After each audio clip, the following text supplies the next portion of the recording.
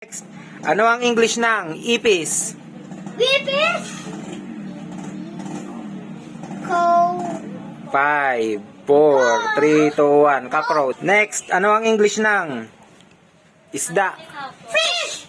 Butter. Okay, next, ano ang English ng Siyo! Ako si Siyo. pating? Shark! Okay, next. Pattern magkano pa pag-try? Next question, ano ang English ng alimango? Alimango. Crab! Ako na una. Crab! Yun, crab. Frog sa'yo eh. Wait lang, 3 na to eh. Next, ano ang English ng kabayo? Horse! 4. Next, English ng aso? Dog! Sa'yo. English ng pusa? Cat! Ikaw. Next, English ng daga? Mouse!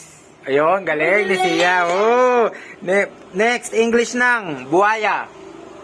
Crocodile! Ilan ka? Okay, panalo na siya. Okay, panalo.